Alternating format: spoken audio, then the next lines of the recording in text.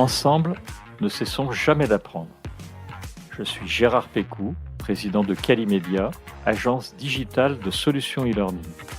Je vous accueille sur Never Stop Learning, un podcast qui vous fait rencontrer des acteurs de la formation entrepreneuriale et éducative d'aujourd'hui et de demain. Bonjour et bienvenue à tous nos auditeurs pour ce nouvel épisode de Never Stop Learning. Vous le savez, la crise sanitaire a fait bouger pas mal de choses en 2020. Nous avons vu des digitalisations massives, des besoins de formation urgents, de nouvelles mesures gouvernementales à visée sanitaire et économique. Le tout dans un contexte stressant et assez imprévisible. Cependant, il existe des institutions qui s'étaient préparées avant la pandémie, ont été confrontées à toutes ces problématiques et ont réussi à passer ce cap haut la main. C'est le cas du groupement de coopération sanitaire du Pays d'Aix, le GCSPA, qui a dû répondre à des besoins de formation d'aides-soignantes et d'aides-soignants et qui, malgré tout, a réussi à offrir des formations digitales innovantes, sans oublier l'objectif pédagogique principal. Pour vous en parler, j'accueille Sylvie Latouche, directrice des instituts de formation du GCSPA, et Anne-Marie Baruel, coordinatrice IFSI-IFAS, qui sont les instituts de formation pour les soins infirmiers, les instituts de formation pour les aides-soignants. Bonjour Sylvie, bonjour Anne-Marie. Bonjour Gérard. J'ai pour habitude de poser une première question sur le parcours de mes invités. Est-ce que vous pouvez nous présenter donc votre parcours ? On commence par toi Sylvie. Oui, bonjour à tous. Donc moi je suis Sylvie Latouche. Alors donc actuellement je suis donc sur la direction des instituts de formation du GCSPA, mais j'ai débuté ma carrière comme infirmière, puis puéricultrice. Ensuite j'ai fait l'école de cadre de santé, l'IFCS. J'ai exercé dans plusieurs établissements de santé, CHU et centre hospitalier. Et par la suite, j'ai intégré l'EHESP, donc l'école des hautes études en santé publique à Rennes, pour pouvoir faire la formation et devenir directrice des soins. Voilà, et donc en tant que directrice des soins, j'ai également exercé dans plusieurs établissements de santé et j'ai pris la direction des instituts de formation du GCSPA il y a un peu plus de 3 ans. Bravo pour ce parcours. Anne-Marie. Oui, bonjour à tous. Donc, je suis actuellement cadre supérieur de santé, coordinatrice des instituts de formation sur le GCSPA, sur les sites d'Aix et de Pertuis. Mon parcours, il est un petit peu similaire au tien, en tout cas au départ, puisque j'ai une formation d'infirmière et de puéricultrice entre Aix et Montpellier. Et puis ensuite, je suis partie voyager un petit peu et travailler ailleurs. Et j'ai fait l'école des cadres à Strasbourg. D'accord. Et puis, je suis revenue dans le sud de la France en 2002. Entre-temps, j'ai fait un master en sciences de l'éducation et également, j'ai passé un diplôme en psychologie de thématiques qui m'accompagnent encore chaque jour dans mes pratiques professionnelles. Bravo pour ces 2 très beaux parcours. On comprend pourquoi vous travaillez ici. On va passer à la présentation du GCSPA. Qu'est-ce que c'est historiquement que le GCSPA ? Le GCSPA, c'est le groupement de coopération sanitaire du Pays d'Aix. C'est un groupement de coopération sanitaire de moyens de droit public. Il regroupe 16 établissements publics de santé ou médico-sociaux situés dans le nord des Bouches-du-Rhône et dans les Alpes de Haute-Provence. Les activités du GCSPA sont réparties sur 4 domaines différents. La gestion donc des instituts de formation des professionnels de santé, la gestion de 2 blanchisseries interhospitalières, la gestion d'une unité de stérilisation interhospitalière et enfin la gestion d'une unité de production de repas interhospitalière. Donc le GCSPA est dirigé par une assemblée générale et un administrateur désigné par celle-ci et dispose d'un budget de plus de 13 millions d'euros. D'accord. Merci pour cette introduction. Parmi toutes les activités que vous exercez au sein du GCSPA, nous allons particulièrement nous intéresser à la formation, notamment à celle des aides-soignants et des aides-soignantes, puisque c'est dans ce cadre que vous allez déployer le projet AS 3.0 dont nous allons parler au cours de cet épisode. Alors avant cela, quel type de formation vous exercez pour ces étudiants et étudiantes ?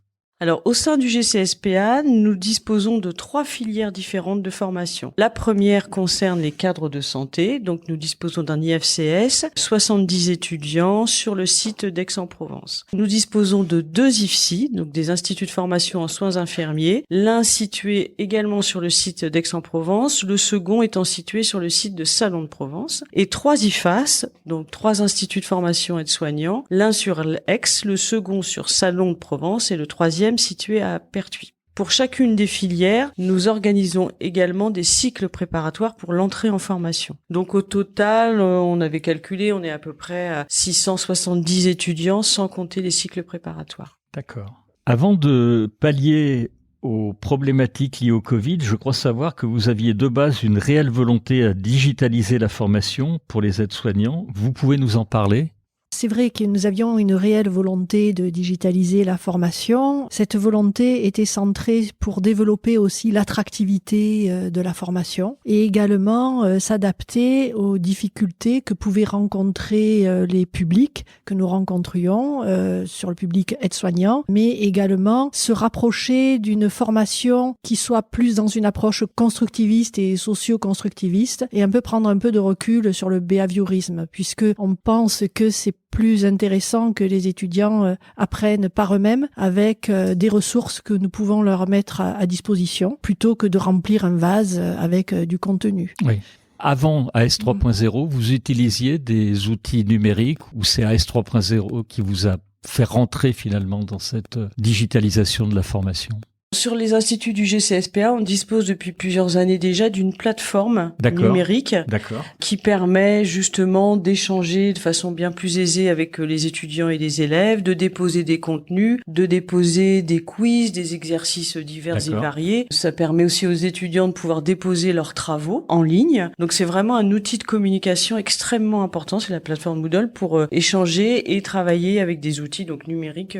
C'est aussi à cet endroit-là que nous déposons les questionnaires de satisfaction que les étudiants sont tenus de renseigner sur la qualité des formations proposées. Donc vraiment, c'est une plateforme très très vivante et vraiment utilisée par tous. Qui est vraiment utilisée par tous les élèves et les étudiants, que les formateurs aussi utilisent très largement. C'est vrai qu'avec la naissance du projet AS 3.0, évidemment, le regard que nous pouvions porter sur le numérique a pris un tout autre chemin. Avec une approche pédagogique et interactive qui s'est accrue. Je crois que le recrutement des infirmiers et des aides-soignants, c'est un sujet actuellement. Cette digitalisation, le fait que vous lanciez le parcours AS 3.0, c'était aussi quelque chose d'important pour le GCSPA. C'était l'une des raisons de cette démarche. Tout au début, en fait, on a répondu à une demande du Conseil régional qui souhaitait, comme l'a souligné Anne-Marie, de renforcer l'attractivité vers la formation aide-soignante, puisqu'on s'est rendu compte, alors en région PACA, mais pas que, c'est vraiment national, que les candidats au concours, aux épreuves de sélection pour entrer en formation AS diminuaient fortement d'année en année et donc entraînaient forcément une pénurie de recrutement pour les établissements de santé. Donc le Conseil régional souhaitait vraiment rendre la formation peut-être plus attractive grâce à cette digitalisation d'un certain nombre de modules. Et donc, il y a eu cet appel de la part du Conseil régional. Le GCSPA a répondu favorablement pour être porteur du projet. Les financeurs sont en grande partie le Conseil régional, mais pas que. Il y a également la RS PACA, les OPCO Santé et la NFH. La NFH, oui. Et nous avons décidé de travailler en partenariat avec 3 autres IFAS de la région, l'IFAS d'Aubagne, l'IFAS Saint-Jacques et l'IFAS Saint-Martin, qui ont participé à tous les groupes de travail pour pouvoir construire, modéliser l'ensemble des séquences pédagogiques. D'accord. Alors on reviendra sur cette notion effectivement de réseau, parce que ça a été un des challenges de ce projet Aide-soignant 3.0. Mais justement, alors concrètement, on a employé plein de fois AS 3.0, c'est quoi AS 3.0 ? Alors le projet AS 3.0, donc c'est un projet qui a pour volonté de digitaliser les modules du référentiel aide-soignant sous forme de jeux et différents outils pédagogiques à partir de situations prévalentes et situations apprenantes rencontrées sur le terrain du soin. Donc il y a vraiment une volonté de mettre en adéquation à la fois le choix de l'outil pédagogique, le choix de la mouture, le choix aussi du sujet qui va être abordé en lien avec le terrain pour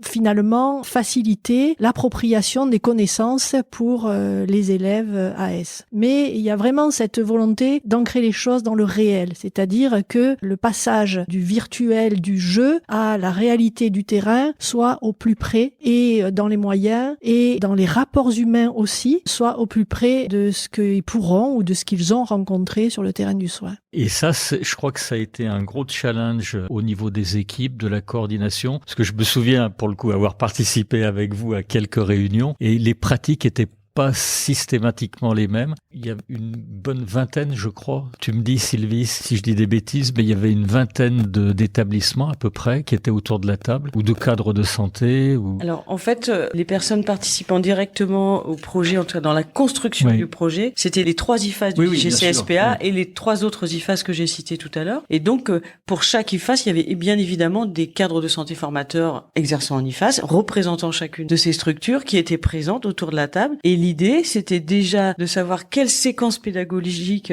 on allait digitaliser parmi, bien évidemment, l'ensemble de toutes les situations prévalentes que l'on peut retrouver dans le programme de formation aide-soignant. Et puis ensuite, sous quelle forme? Parce que comme l'a souligné Anne-Marie, on pouvait proposer des serious games, on pouvait proposer des mini-jeux, on pouvait proposer des escape games, en sachant que l'idée, c'était vraiment d'aborder les apprentissages sous un angle ludique qui pouvait être utilisé soit comme un support de cours, soit comme révision pour les élèves ou utilisé en pédagogie inversée, c'est-à-dire que les élèves ont un support ou un contenu en amont du cours et ensuite c'est repris en présentiel au sein du cours. Et donc l'idée c'était de bien déterminer, de se mettre d'accord sur quelle séquence pédagogique on allait cibler en tout cas notre action et sous quelle forme. Bien évidemment, Marie va en parler encore plus précisément que moi, mais dans un premier temps, même si au sein de chaque IFAS qui était représenté, il y avait déjà des outils numériques, digitalisés, ludiques, mais il y a eu la nécessité de se connaître, de se reconnaître, de se faire confiance et d'accepter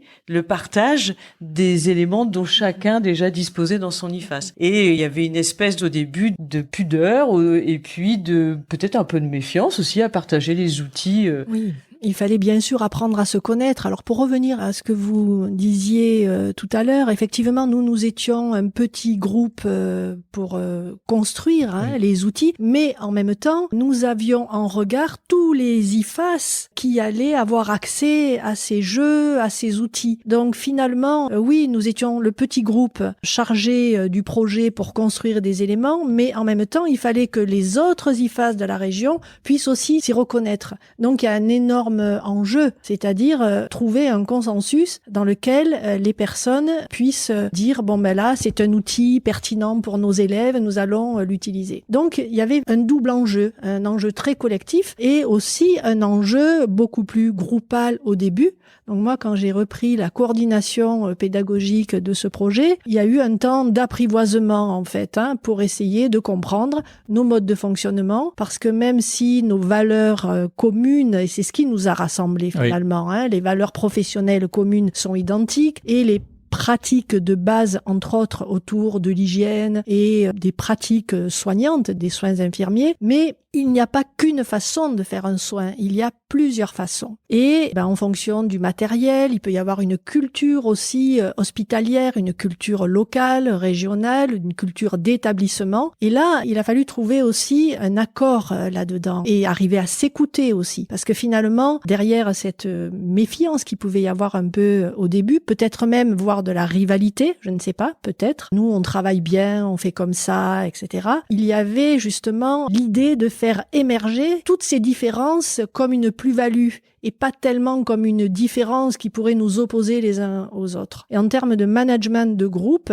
je crois que dans la coordination pédagogique, il y a eu cette phase indispensable, que chacun se sente entendu et reconnu dans ses pratiques pour qu'à un moment donné, que les personnes soient capables de s'écouter les uns les autres. Ça a été fondamental. Quand il y a eu cette démarche et cette confiance dont parlait Sylvie, il a été possible de partager les documents. Au début, c'était difficile, le partage des documents, parce que c'est des documents que les personnes avaient créés de façon peut-être artisanale, locale. Accepter de partager un document, c'est accepter qu'il soit critiqué, pas dans le sens négatif, mais que quelqu'un porte un regard sur ce document et pointe peut-être des difficultés, des fragilités. Et arriver à valoriser tous ces documents en se disant finalement qu'est-ce que l'on peut prendre chacun de nos différents documents pour trouver une situation prévalente que nous allons pouvoir proposer à la médiatisation et dans laquelle nous pouvons tous nous reconnaître et que nous pourrions proposer à nos élèves. Ça a été un énorme challenge et on s'est rendu compte, moi je me suis rendu compte au fur et à mesure des mois que les personnes se faisaient de plus en plus confiance, arrivaient à partager, et je pense aussi que cette démarche a été vraiment bénéfique aux prestataires qui recevaient nos documents parce que nous pouvions leur proposer une approche plurielle, à la fois de regard, d'information, de documents, et aussi cette capacité de pouvoir les discuter. Je suis d'accord. C'est exactement ce que tu dis, Anne-Marie. C'était un peu de défiance au départ, du mal à démarrer et une très belle énergie à la fin, vraiment, avec un réel apprentissage par les pairs, puisqu'en gros, il y avait un vrai partage de connaissances. Quelquefois, il fallait trancher, mais parce que, au final, il y a une série d'escape games, mais il y a un sujet, un cas clinique, et du coup, ça s'est fait presque complètement naturellement. Et donc, bravo à vous, parce que c'était pas évident quand on sait d'où on est parti et où vous êtes arrivé. Après, il y a eu un tournant quand même au niveau de nos échanges avec les personnes qui médiatisaient les outils et nos propositions. C'est que nous avons sollicité l'entreprise pour qu'elle participe systématiquement à au moins une demi-journée. En fait, nous faisions une réunion en moyenne par mois. Une journée par mois. Et nous avions sollicité l'entreprise pour que les ingénieurs pédagogiques soient présents au moins une matinée dans la journée, chaque mois. Et c'est vrai que ça a été très riche parce que nous avons pu partager les uns et les autres et avec l'entreprise nos difficultés respectives. Parce que finalement, on n'était pas issus du métier à l'origine et nous pouvions avoir un discours qui était éloigné de leur pratique et proposer des outils qui étaient difficiles à comprendre sur le papier. Donc cet échange a été très enrichissant. Et parfois, la question du naïf nous fait avancer. Oui. Et les ingénieurs nous renvoyaient un questionnement sur l'outil, mais pourquoi à droite, pourquoi à gauche, le patient, dans quel sens, positionner, vous, l'aide-soignant, pourquoi. Voilà. Et tous ces éléments, la question du naïf, c'est aussi celle qui fait grandir, parce que c'est aussi parfois les questions que nous nous posons plus. Parce qu'il y a une forme d'habitus qui est intéressante dans nos métiers parce que c'est ce qui nous permet de faire face à l'urgence. Mais le biais, c'est que finalement, ça nous empêche peut-être de redécortiquer le pourquoi du comment et de remonter à la source. Ça a été un élément très enrichissant pour nous. Si je peux rajouter, Marie, c'était aussi un regard extérieur neutre. C'est ça. Et non plus, oui, c'est vrai.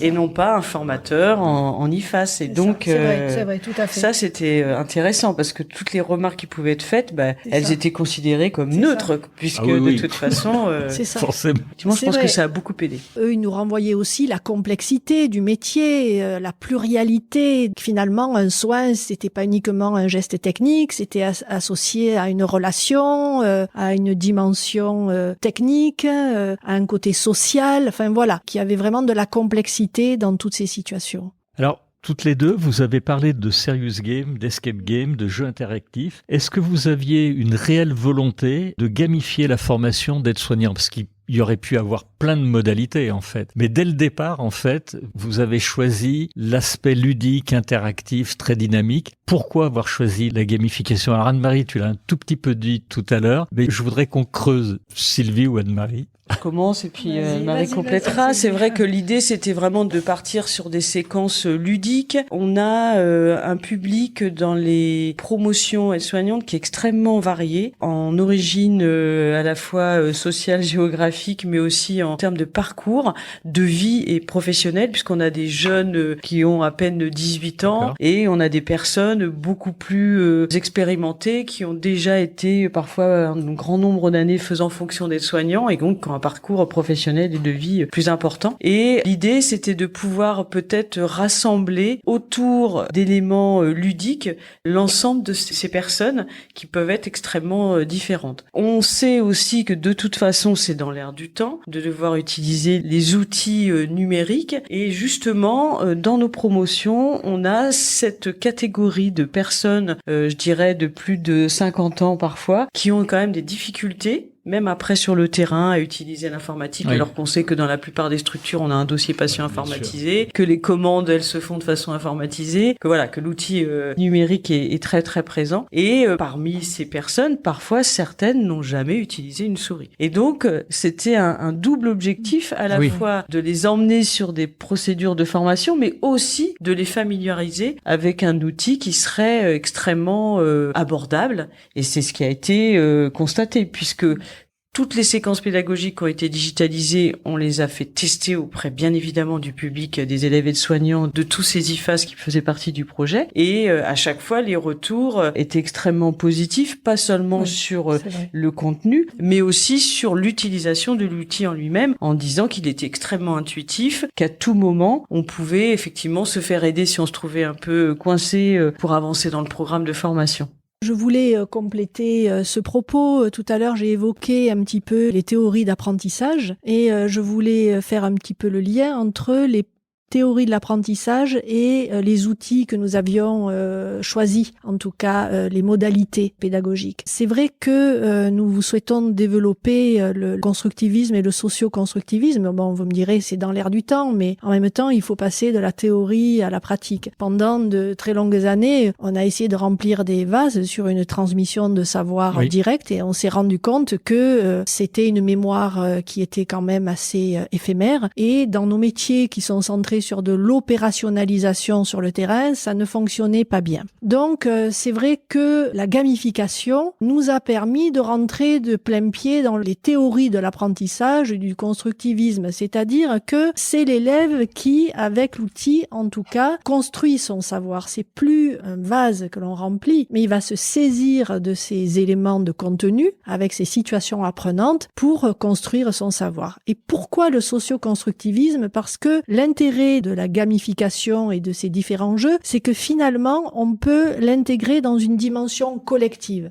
C'est-à-dire que les personnes, face à un jeu, dans une séquence plus collective, puissent partir de leurs propres expériences en stage ou professionnelles, comme l'a précisé Sylvie, en reprenant ces expériences et en utilisant leurs expériences pour rentrer dans les différents jeux. Voilà pour ces théories d'apprentissage et c'est éminemment important parce qu'on est vraiment dans la transmission des savoirs et les soignants que l'on forme sont amenés eux-mêmes ensuite à transmettre aussi des savoirs entre eux sur le terrain mais aussi auprès des patients. Alors la diversité des jeux proposés est intéressante parce que pourquoi choisir telle ou telle chose? Par exemple, je vais te poser la question. Ah ben voilà. Pourquoi choisir tel ou tel jeu? Finalement, si on prend un quiz, c'est plutôt des questions-réponses, un vrai, un faux. Alors oui, c'est vrai que là, on est plutôt sur l'appropriation de contenu, plutôt dans une optique behavioriste, c'est vrai, mais on en a aussi besoin. Toutes les théories apprentissage sont intéressantes à partir du moment où on arrive à les tresser entre elles. Voilà, on n'est pas mono-référencé. Donc ça, c'était un outil très intéressant pour les révisions, pour faire un point sur le savoir où j'en suis. Ensuite, on a utilisé des serious games. Donc, les serious games sont intéressants parce que ils permettent de mettre en évidence les compétences opérationnelles de la personne. C'est-à-dire, je suis dans une situation qui est une situation à l'hôpital, centrée sur un événement qui est classiquement rencontré. Et finalement, au fil du jeu, comment je vais m'y prendre? Quelles sont les différentes solutions? Et si je prends ce chemin, où je vais? Et si j'en choisis un autre, finalement, où je peux aller? Donc, ce qui est très intéressant, c'est que tous ces jeux n'ont pas un caractère d'évaluation, n'ont absolument pas un caractère normatif. Ça, c'était très important pour nous, puisque c'était un apprentissage centré sur soi, où j'en suis, sur la réussite. Donc, ces outils n'ont jamais été utilisés comme support d'évaluation, par exemple, d'une séquence. Ensuite, les mini-jeux que nous avions proposés sont des mini-jeux assez ciblés, finalement, sur les micro-organismes, sur des thématiques assez pointues, mais assez ciblées, pour aborder l'anatomie aussi, exactement, pour reconnaître les organes, placer les noms face aux organes et déglisser, déposer d'étiquettes sur des organes. Et ça, c'est quand même intéressant parce que ça met un côté ludique, il y a les petites étoiles qui apparaissent à la fin quand il y a la réussite. Donc finalement, l'élève ne se trouve jamais en situation d'échec, en fait. Jamais. Ça, c'est pour tous les jeux. Et l'escape game, ça, c'est intéressant. Alors, on en parle beaucoup. C'est des choses qui se sont développées même dans les villes. Oui, et voilà, des salles d'escape game. Et en fait, pour nous, l'escape game a un intérêt, c'est finalement comment je gère le stress en situation d'urgence. C'est-à-dire, quelle décision je vais être amené à prendre lorsque je suis dans une situation enfermée dans une salle de soins, un patient qui fait un malaise ou quelqu'un, voilà. Comment je gère tout ce stress, quelle décision je vais prendre et comment derrière tout ça, je vais analyser la situation. Alors nous, il y a un élément qui est fondamental pour nous, c'est l'analyse clinique. Le rapport aux soins, c'est l'étude clinique des situations. Et tous ces jeux, en particulier l'escape game et le serious game, concourent et mettent en lumière toute la clinique attendue dans les soins auprès des patients. Effectivement, en t'écoutant, Anne-Marie, on comprend très bien la logique qu'il y avait derrière tous ces jeux. Si je peux résumer, le Serious Game, ça avait pour objectif l'acquisition de compétences très opérationnelles. C'est ça. Et effectivement, sans jugement, les personnes, les aides-soignants, les aides-soignantes étaient là pour apprendre. Donc pas de notion de j'ai bien fait, j'ai mal fait, Exactement. On apprend. Les mini-jeux, c'était pour renforcer des connaissances. Donc là, on est plutôt dans l'ancrage mémoriel, on s'assure, on apprend, on joue autrement. Tout à fait. Et l'escape game, là, en fait, on entraîne l'apprenant à prendre des décisions qu'il aura à faire dans la vie réelle. Et je crois que vous avez une devise dans les IFSI et les IFAS, qui est aussi d'ailleurs dans le domaine médical en général, c'est jamais la première fois sur le patient. C'était dans cette logique-là aussi? C'était, oui, aussi dans cette logique-là. Après, nous avons aussi des TP dans les salles de soins. Il y a d'autres supports, il y a la simulation aussi. C'était l'une de mes questions, c'était la multimodalité. Non, Exactement. Mais c'est parce qu'il n'y a pas que ça dans une formation IFAS. Il y a plein de choses et donc ça interagit avec ce que tu étais en train de dire et je t'ai coupé, je m'en excuse. Non, je sais pas, c'est pas grave. C'est les TP, les cours théoriques. Comment vous avez construit ces parcours de formation-là ? Ces parcours de formation sont construits évidemment avec l'incontournable référentiel. Oui, donc ça sûr. va être notre ancrage. Et ensuite, il faut mettre là-dedans de la cohérence pédagogique et essayer de voir quel type de support et quel type d'outils, selon le moment de la formation, va être le plus intéressant. Par exemple, en début de formation, on va peut-être privilégier des travaux pratiques avant le premier stage pour que les étudiants voient un petit peu du matériel, voilà. Alors là, on va faire des TP et peut-être dans un second temps, après le premier stage, on va utiliser les serious games parce que il y a eu une confrontation au réel. Il y a eu une confrontation avec le milieu du soin, avec l'environnement, avec les équipes. C'est vrai que toutes ces activités sont pas forcément développées les premières semaines de la formation. Tout comme les ateliers de simulation. Les ateliers de simulation, on va plutôt les réserver lorsque l'étudiant a un bagage. Là aussi, on est dans une approche socio-constructiviste puisque dans l'atelier de simulation, et nous en avons ici sur l'Institut, on va créer des scénarios et proposer aux élèves des situations dans lesquelles ils sont en jeu avec peut-être d'autres étudiants. Parfois, nous faisons appel à des acteurs qui jouent des rôles. Ça peut paraître étonnant, mais c'est quelque chose qui fonctionne très très bien. Et finalement, on peut les mettre en situation d'équipe. C'est-à-dire à 2, rarement à 3, parce que ça, c'est pas tellement la réalité, mais souvent à 2, avec un binôme. Donc ça, c'est la construction pédagogique, c'est vraiment une réflexion en équipe, ça repose aussi sur notre projet pédagogique. Donc en fait, le tutorat ou l'apprentissage par les pairs, il se fait naturellement. Il est complètement intégré dans ces parcours-là. Oui. Donc tout le monde est suivi. Après, dans nos instituts, dans les instituts de formation, que ce soit soins infirmiers ou les IFAS, nous avons la chance que les formateurs soient issus du soin. Donc, c'est des professionnels, des cadres de santé, des infirmiers qui ont travaillé ou qui travaillent encore dans les services. Donc, évidemment, ça donne une couleur très professionnelle et très professionnalisante à toute cette formation. Oui, tout à fait.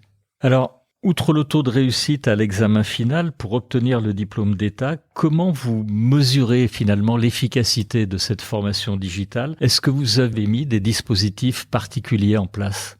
Oui, l'ensemble des supports digitalisés sont déposés sur une plateforme, la plateforme Upidity, qui donc sera accessible à l'ensemble des IFAS de la région sud dans très très peu de temps. Ça sera évidemment en place pour la rentrée de septembre prochain pour les IFAS qui ont une rentrée en septembre. Et avec cette plateforme, il y a la possibilité de comptabiliser le nombre de connexions. Est-ce que l'élève est allé jusqu'au bout des exercices? En sachant que je le reprécise bien, comme l'a souligné Anne-Marie précédemment, l'idée, ce n'est pas d'évaluer l'élève qui utilise le support, mais de pouvoir se rendre compte effectivement de son utilité. Après, on a d'autres éléments qui nous permettent aussi d'évaluer l'intérêt du support, puisque chaque séquence pédagogique est évaluée par les élèves chaque année. En fait, on fait des bilans de milieu de formation et des bilans de fin de formation, où les élèves évaluent chacune de leurs séquences pédagogiques qui leur ont été proposées, que ce soit, comme on le soulignait tout à l'heure, des cours magistraux, des TP, des TD, des séances de simulation, et bien évidemment l'AS 3.0 sur la plateforme Upidity.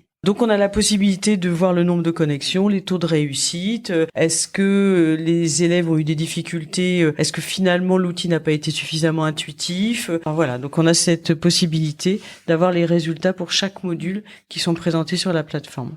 Nous avons testé récemment le module sur la communication et c'est vrai que proposer des jeux autour de la communication, ça peut paraître ambitieux parce que c'est pas si facile que ça, à la fois de trouver un support, une thématique qui s'y prête, parce qu'il y a tellement de thématiques et toutes les thématiques incluent la communication, mais finalement comment la valoriser et extraire les questions à la fois conceptuelles et très pratico-pratiques sur les éléments de communication, les risques, les façons de faire, les propos, la question de l'écoute. Et là, c'est un module que nous avons testé récemment. Et c'est vrai que j'étais un peu inquiète parce que il y a un énorme enjeu sur ce module. Et finalement, les retours des élèves, globalement, ont été dithyrambiques.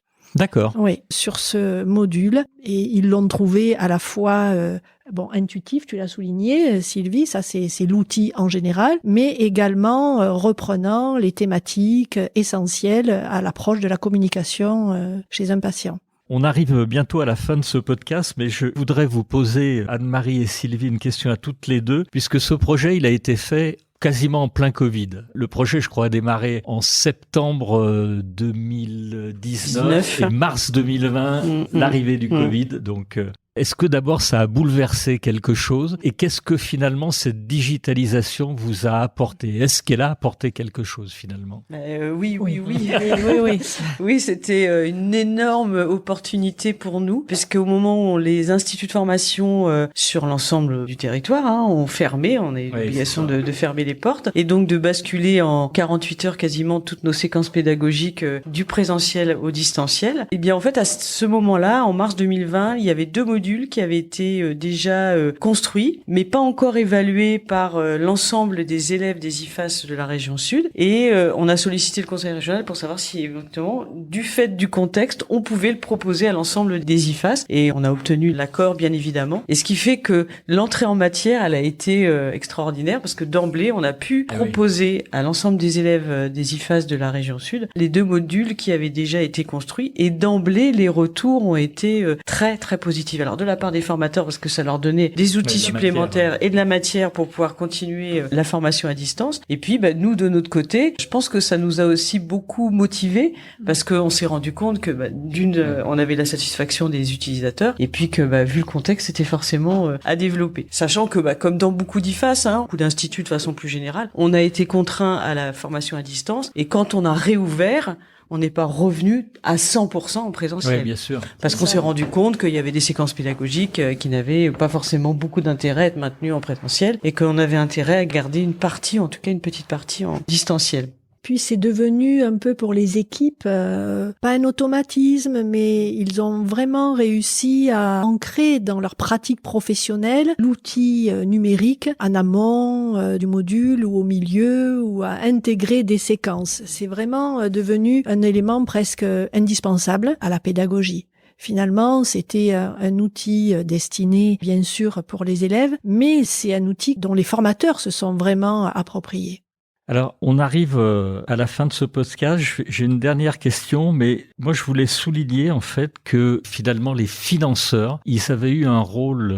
Tu parlais, Sylvie, du conseil régional qui a été présent. Je vais te poser une question sur la suite. Tu vas pouvoir développer, je pense. La NFH aussi, bien sûr, tous les IFAS qui étaient concernés dans le cadre de GCSPA. Moi, j'ai rarement eu des financeurs aussi favorables finalement à un projet et impliqués, parce que ils sont là à tous les copiles. Et je trouvais que le projet AS 3.0, il était assez exemplaire finalement du côté de Never Stop Learning, de tout ce qu'on parle, tout ce qu'on présente, parce qu'il associait parfaitement l'évolution technologique et tout ce qui est pédagogie. Vous avez vraiment eu la volonté de casser les codes classiques qui ont été appliqués jusqu'à présent pour suivre l'évolution de l'apprentissage, et vraiment pour ça, bravo, parce qu'on l'a vécu pour le coup à vos côtés, et c'était encore une fois, je le ressouligne, une belle énergie. Juste une dernière question avant de se quitter. La suite du projet AS 3.0, c'est quoi? Est-ce qu'il y a une suite? Il va continuer? Il va perdurer? Alors déjà, dans un premier temps, on a été tenu de mettre un peu à jour certains modules puisqu'il y a eu un nouveau référentiel de formation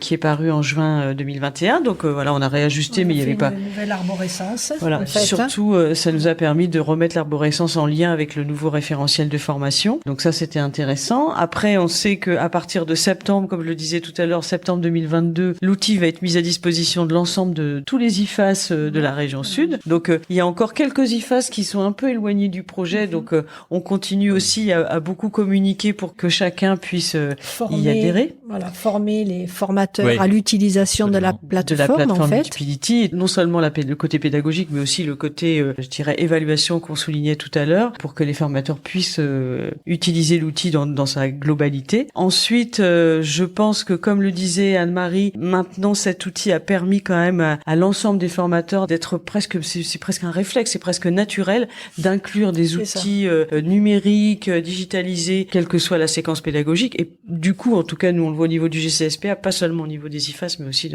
au sein des IFSI. Donc ça, c'est quand même particulièrement intéressant. Et puis après, la question se posera de mettre cet outil à disposition peut-être d'IFAS d'autres régions que la région Sud, parce que c'est quand même un gros investissement et que ce serait dommage que d'autres IFAS n'en profitent pas. Voilà. On sait aussi que dans certaines régions, il y a eu des outils digitalisés qui ont été réalisés, mais pour les étudiants infirmiers, donc pour les IFSI. Donc je pense qu'il pourrait y avoir des échanges qui seraient extrêmement intéressants et au bénéfice des étudiants et des différents apprenants. Ça serait effectivement super. Je voulais vous remercier toutes les deux pour tout ce partage. Merci, Gérard. Et puis, je voulais également remercier nos auditeurs qui nous ont suivis jusqu'au bout et qui sont allés au bout de ce nouvel épisode. Merci à toutes les deux. Merci Gérard. Au revoir. Merci à vous. Au revoir.